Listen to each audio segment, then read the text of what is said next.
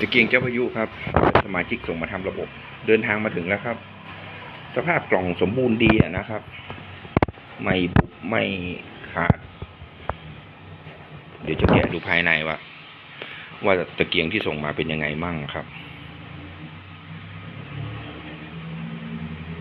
คืบหน้าอย่างไรจะแจ้งให้ทราบนะครับ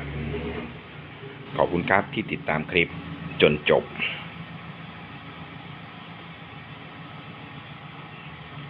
สวัสดีครับ